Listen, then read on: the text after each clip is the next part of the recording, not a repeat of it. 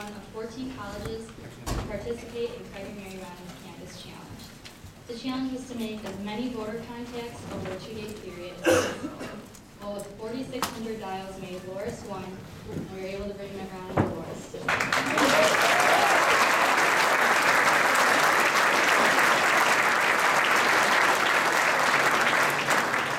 As Mitt Romney makes many visits throughout Iowa, he talks about our Republican principles: a strong military, a strong economy, and a strong family. So without further ado, I would like to introduce the next President of the United States, Mitt Romney.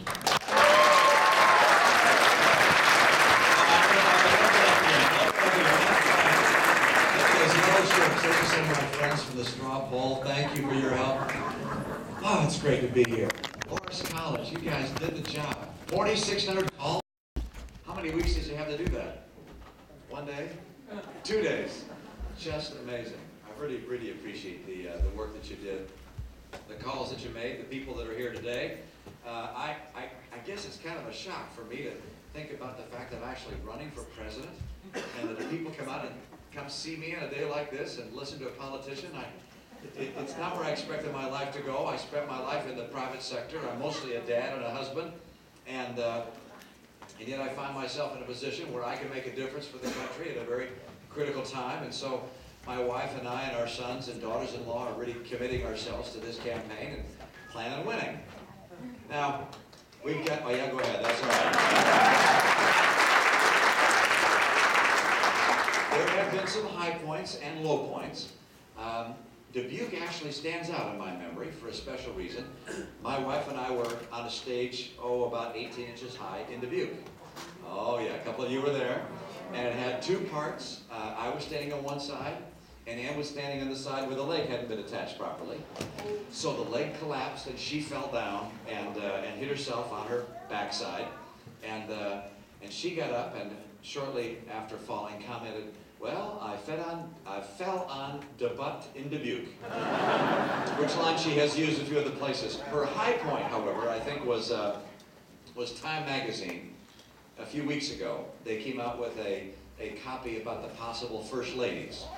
And on the cover, they had the presidential china with Ann's picture at the top, and then the other possible first ladies. So Ann was at the top, Bill Clinton was next to her, and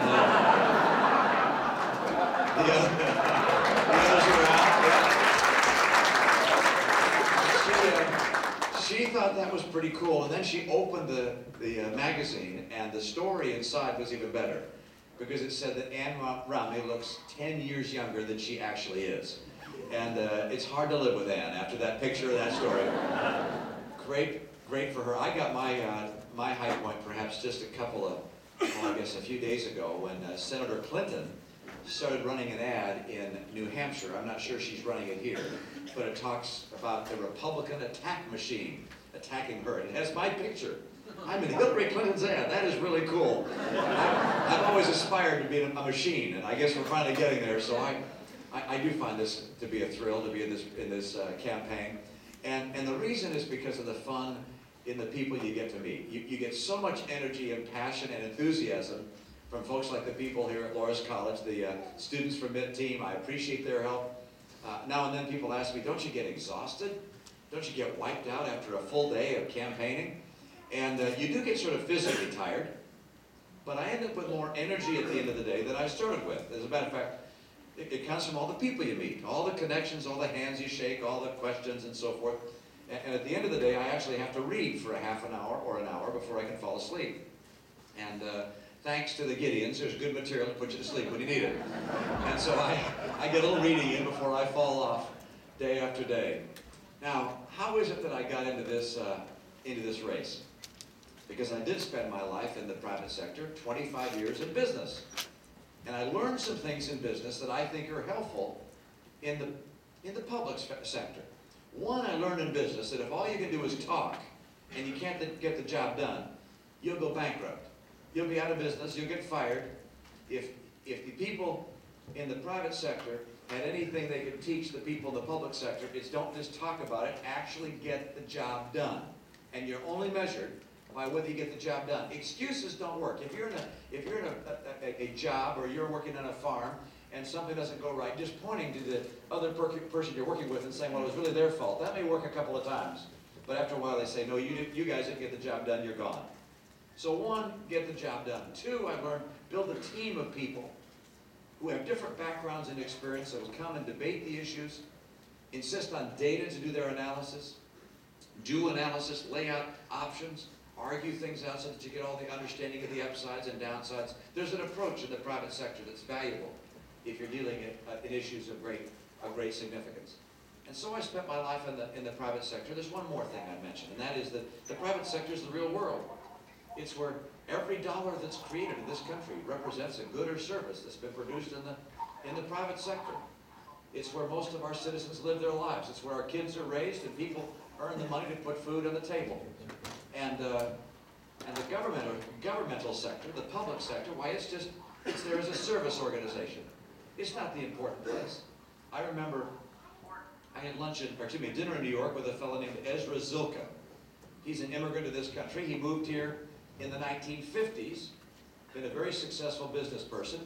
He said, you know what concerns me about America is that politics has become a profession, not a duty.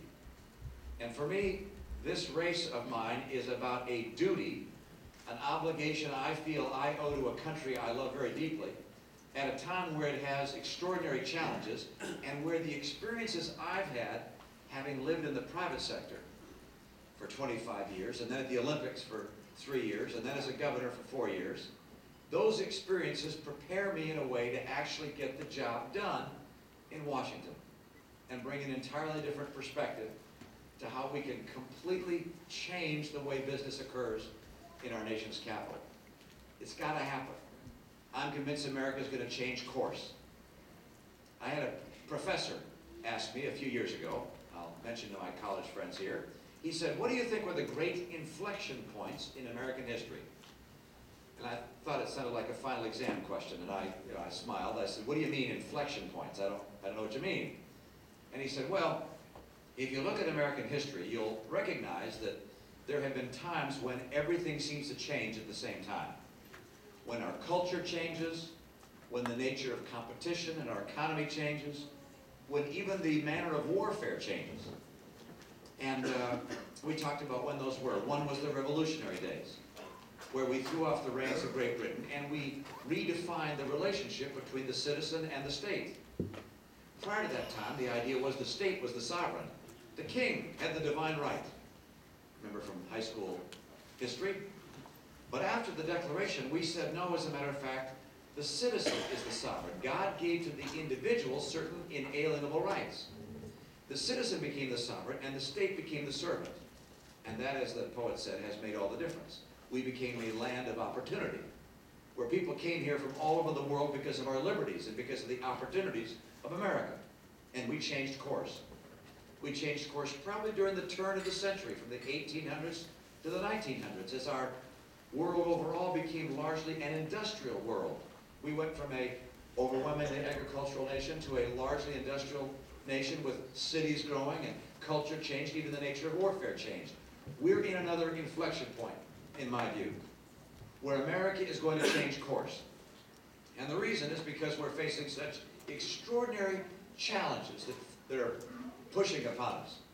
The threat of global jihad, those individuals who want to bring down all moderate nations, and particularly ours.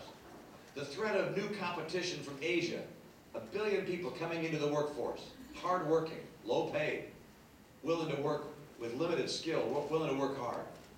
We're facing also domestic challenges. We're spending too much money in Washington.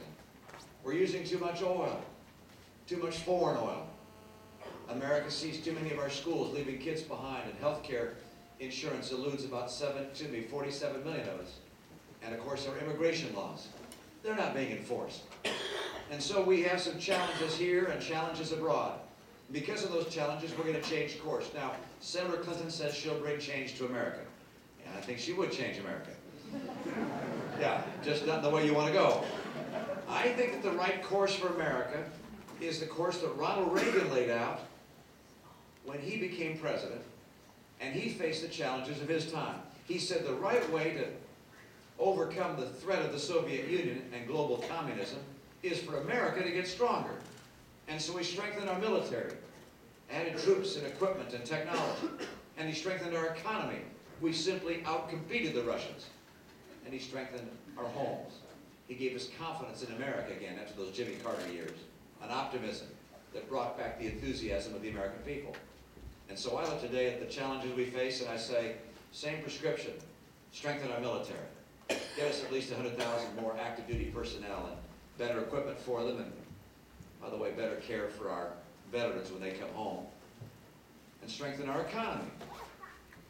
You don't strengthen the economy in the way the Democrats proposed. If you watched their debate the other night in Las Vegas, I happened to be there the night of their debate, wasn't invited, but I joked that the only place you could lose more money than at the gambling tables and the casinos was going to the Democratic debate.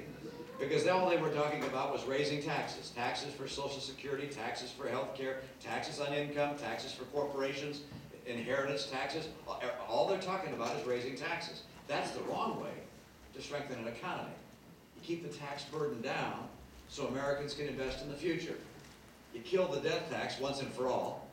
You keep the Bush tax cuts permanent, and I have a special savings plan, by the way. You may have heard this, which is for people who are earning $200,000 a year and less. That's almost everybody. The new tax rate on your savings, that's interest and dividends and capital gains, and whether it's the check you get from the bank, the new rate would be 0.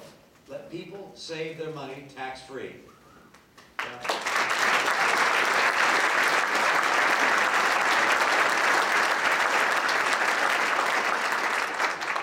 And if you want to strengthen the economy, not just with lower taxes, but get us off of foreign oil. We've been talking about foreign oil, gosh, since Jimmy Carter was president. Talk, talk, talk, nothing happens. We can finally have an energy policy that actually gets us independent of foreign oil by developing our own sources, our renewable resources, ethanol, biodiesel, biofuel, and the like, but also solar and wind and nuclear power and liquefied coal and clean burning coal and more gas for our power plants. We can become energy efficient by developing those sources and becoming far more energy efficient in our use of energy. A study reported today by McKinsey, a consulting firm, said we could dramatically reduce our energy use in this country by having appliances that are more energy efficient and various energy saving devices that we use in our homes and in our businesses and our cars. We can become energy independent. We can also strengthen our economy by finally enforcing immigration laws. Legal immigration is a great thing. Illegal immigration, that is something we can stop, and it's not that hard. We welcome people here legally, they build vitality and culture for America, but illegal immigration is a drain and it's got to stop. And then,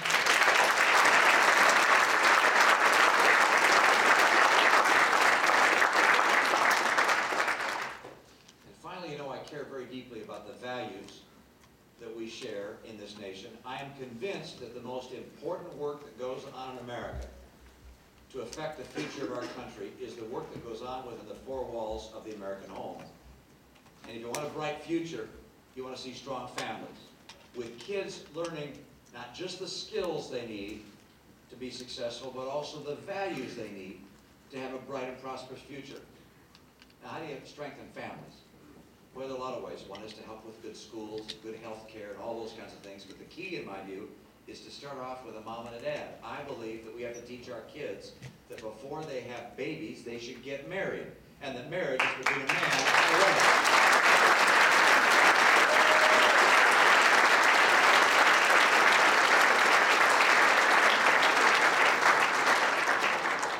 Well, I want you to know I'm optimistic about our future. I don't think America's about to turn left and follow Hillary Clinton and Barack Obama down the pathway that Europe took with big government and big brother and big taxes.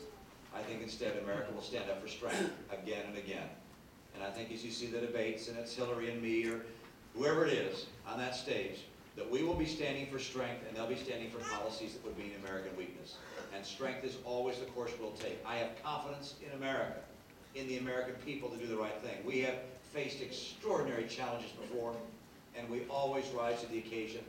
We always will. We're the hope of the world, and that's the way it's going to stay. Thank you so much.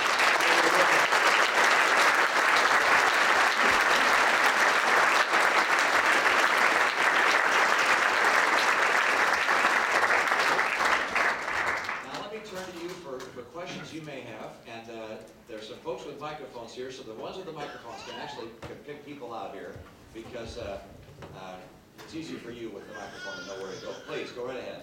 Hi. Prohibition did not work, Yeah. and our drug war does not work. Is there something that we should be thinking about to effect a change? Yeah, what's the right way to win the war against drugs? And that's, you know, remember Ross Perot used to say, I'm all ears. Well, we all have a lot of learning to do. And finding ways to help young people understand the perils of starting on drugs is, in my view, a very critical effort on the part of this country. What are the kinds of things we can do? Well, one, of course, is that we can do a better job, if you will, marketing, talking to our kids early in their life about the impact of drugs. I listened to a former Secretary of State of our nation. He said, you know, I take a lot of the money we're spending in other nations to stop the production of crops and use that here to advertise to our kids and to communicate to our kids. I'm not, you know, I think we need to talk to our kids at least in a better way. That was something he suggested, but I know that we can sell our kids Coca-Cola and Levi's and Pepsi, and we can even convince them to wear their pants down low. And I mean, there are amazing things that American kids will do. But we're going to have to teach our kids about the perils and the serious impact on life of having taken a wrong course with regards to drugs. Now, let me mention something else which was kind of surprising to me. Did you see the survey about the impact on families and having dinner with your kids and drugs?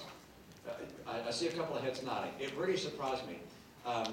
There was a survey done, a study done, and they divided families in America in two groups. Those families that have dinner together 5 times a week or more. Now, I think dinner together 5 times a week or more was kind of a surrogate for the mom and dad are involved in the life of their children. And that was one group. The other group were families that didn't have dinner together on a regular basis like that. And they found that the kids in homes where moms and dads were heavily involved with regular dinners like that, the kids, 11 and 12-year-olds, were 1/6 as likely to try drugs. 1/6 as likely. I think if you step back, you'll recognize that a lot of the social challenges we have in our society relate to the failure in the home. And strengthening the home with moms and dads and values and churches and service groups, that has a long-term the biggest possible impact in being able to reduce things like drugs and other problems, social ills in our society. So I'll market to our kids. I'll strengthen our families. We'll also go around the world and try and stop people from developing the crops that they bring into our country. We'll try and stop them at the border. I will not legalize, however, marijuana or other drugs. I think they're gateway drugs that draw our kids into a pathway of drug use. But it's an extraordinary priority for this country and for me personally. Remember, Nancy Reagan made this her passion as the First Lady, and it made a difference. And we'll do it again. Thank you. Got a question? Yes, right there's, I see a, you got the microphone. Go ahead and take a choice over there. Hi. Welcome, Governor. Thank you. First of all, let me say I was honored to just be added to your Teachers for Romney list. Thank you very much. It's an honor to be on the list. My question is regarding pro-life. First of all, I guess I'd like to say that those of us that are pro-lifers have prayed and prayed over the years for people to come up with a change, and so maybe we prayed for you and we have received the change we've been praying for. So I'm fine with your policy now. The only thing I'm concerned with, and I emailed you, you answered it. I couldn't believe it. In regard, Me neither. in regard to Massachusetts healthcare, in speaking to some people, they asked me this question, and I want to be able to answer it correctly. I believe that Massachusetts does or did fund abortions. And just how would you address that to us specifically? It's a good example, by the way, of what happens. The Massachusetts funding of taxpayer-funded abortions is required by the court. Just like a lot of things in this country that a lot of people aren't happy with, the court decided it was part of our Constitution. It was not something that the legislature or the governor could do anything about. It was up to the court. And as you may know, the court in Massachusetts has made a few decisions, which I'm not really happy with. That's one. Another is that the court has decided that people of the same gender are required under our Constitution to marry. Now, our Constitution was written by John Adams. I You'd be surprised. And so, in my view, it points out how critical it is for us to select individuals to serve on the bench, and particularly the Supreme Judicial Court, the appeals courts, the circuit courts, people who will follow the Constitution and follow the law rather than making it up based upon their own perspectives of what society ought to do. There's a view, and you'll hear it out there.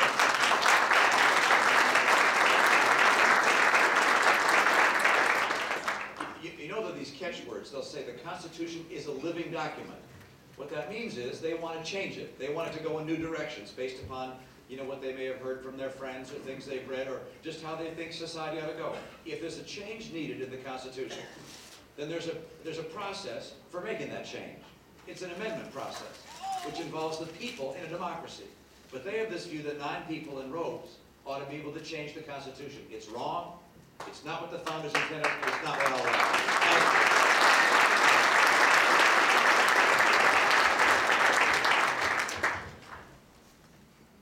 This is Mike, who is a high school student here in Dubuque, but belongs to the Loras College Young Republicans. Oh, hi, Mike.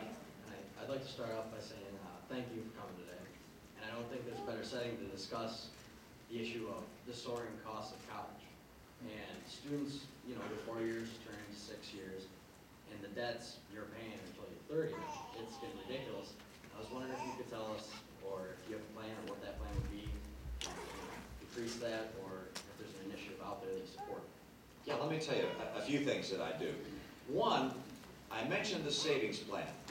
And my savings plan is to enable parents, as well as young people, to be able to save their money and have it grow a lot faster because they're not getting taxed on it. And one of the key reasons is to help people afford college. I like the idea that kids can save their money and parents can save money for their kids, and it grows fast. They don't have to put it in a special account and get penalized if they take it out. No, it's just all your savings are tax-free. That's one way to help with college expense. Number two, in my state, I found something that made a real difference. I don't know if you've got something like this here in Iowa or not, but here was the plan I put in place. We have a graduation exam you have to pass to get out of high school. When I became governor, it was already there. You had to pass an exam in English and in math, and I've added science to it. And so we got a big stick. You got to pass this exam, or you can't graduate from high school. But I added something to it. And that is, if you're one of those that passes in the top quarter of your high school, then you're entitled to a John and Abigail Adams Scholarship, which is 4 years tuition-free at the state college or university of your choice. That commitment to education excellence helps people with their college costs. And finally, one more thing, and that is there are certain places in our country where people are able to give unusual service. And one of them, of course, is our military. And we had a challenge in Massachusetts. I was seeing our National Guard enrollments going down 6% or so a year. And then the legislature and I worked together, and we passed a bill which ultimately became known as the Welcome Home Bill. And it said if you join the National Guard, you're entitled to 4 years tuition and fee-free. Fees are even higher in Massachusetts than tuition. Tuition and fee-free. And our enrollments went up 30%. Because a lot of kids said, boy, you know, I like the idea of being able to get entirely free education. And so there are times in service, as in the National Guard. There are times in excellence, as in our Adams Scholarship. And then there's also the ability to save money. Those are 3 ways I know that can make a real difference. And those principles will guide my thinking as it relates to ways to help families help their kids get a college education. Thank you.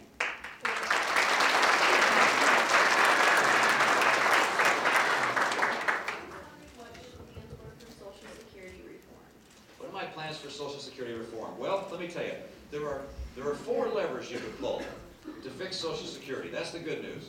We don't have to worry any seniors or near seniors, because no one's going to change the deal for our seniors in either party. But how about for people 20, 30, 40 years old? What's the deal going to be? Well, the 4 levers are pretty well known. One is you can raise taxes, and that, of course, is what the Democrats want to do. But that not only takes money out of the pockets of taxpayers, it slows down the economy. So it's like a double hit. President Bush came up with a different plan. He said, let people take part of their Social Security tax and let them invest in the stock market and in the future of America. And that'll typically do better than the overall interest rate that the government gets you, and that will allow us to solve a big part of the problem. That makes a lot of sense to me. Then there's another lever which says, when we calculate your starting benefit, we'll calculate it based upon the consumer price index inflation rate rather than the even higher wage index rate. And we'll do that just for higher income people. People of modest incomes will keep the same system, but people of very high incomes will slow down the initial inflation in their calculation of rate. That has a big impact as well. And then finally, you could of course extend the retirement age. Now those are the four major levers. I don't like the one about taxes, of course, as you might imagine. But you know, we're never going to get it done if the Democrats say on one side of the room and push their taxes, and then we sit on the other and push personal accounts and other ideas. We're going to actually have to get Republicans and Democrats to do it together. And that's why the idea that Senator Judd Gregg put forward, he's a senator from New Hampshire, along with a Democratic counterpart, they put forward a bill and said, look, let's take an equal number of Republicans and Democrats, put them in a conference and say, come out with a compromise, and we'll vote it up or down. No amendments, we'll just vote it up or down, and it has to pass by a 60% margin. In my view, that's the right kind of course that we're going to have to work on a bipartisan basis to finally solve this challenge. Can we do it? Yes. Is it going to require back-breaking burdens? No. We're early enough in this Social Security crisis that we can deal with it in a way which certainly does not change the promises to our seniors, and ultimately will keep Social Security there for people as young as you are. Thank you.